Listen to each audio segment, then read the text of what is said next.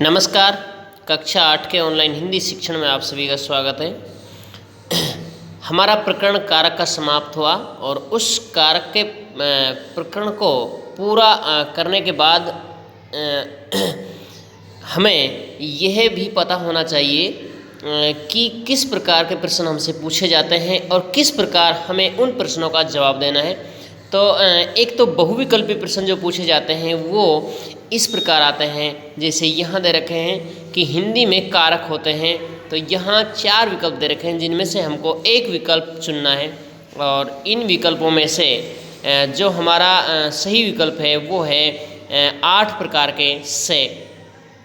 दूसरा है संज्ञा या सर्वनाम के जिस रूप से क्रिया के करने वाले का बोध हो उसे कहते हैं।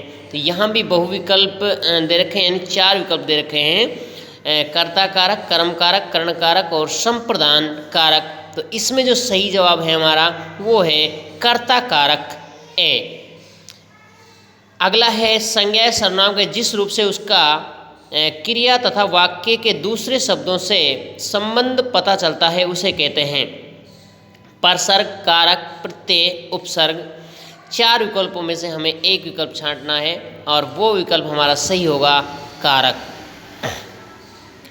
अगला सवाल है कारकों को प्रकट करने के लिए संज्ञा या सर्वनाम के साथ जो चिन्ह लगाए जाते हैं उन्हें कहते हैं। तो इसमें कर्ण कारक, संबंध कारक, संप्रदान कारक और विभक्ति चिन्ह ये विकल्प दे रखे हैं। इन विकल्पों में से हमारा जो सही है वो है द विभक्ति चिन्ह। बहुविकल्पी प्रश्न भी पूछे जाते हैं और हमें बहुविकल्पी प्रश्नों के बाद दूसरे प्रश्न इस प्रकार के भी देखने को मिलते हैं। कारक किसे कहते हैं, उसके कितने भेद होते हैं। तो कारक की परिभाषा भी हमने आपको पीछे वीडियो के माध्यम से अच्छे प्रकार से बताने का प्रयास किया है और भेदों के बारे में भी विस्तार से बताया है। कारक के भेदों को उनके विभक्ति चिन्ह सहित बताइए। तो कारक के जो 8 भेद हैं उन भेदों को की विभक्ति भी हमने बताई है अच्छी प्रकार से। हमने पूरी तरह से समझाने का प्रयास किया है और वो विभक्ति चिन्ह भी कारकों के भेदों के साथ लिखने हैं। इस प्रकार के प्रश्नों के बाद कुछ भेद हैं जो आपस में दोनों में संबंध होता है। कर्म कारक जैसे संप्रदान कारक, इन दोनों में अंतर बताना है। कर्ण कारक और अपादान कारक, इन दोनों में भी अंतर बताना है। हमने अच्छे से बताया कि कर्ण कारक में भी से विभक्ति चिन्ह है और अपादान में भी से होता है, लेकिन अपादान में से अलग होने का भाव प्रकट होता है।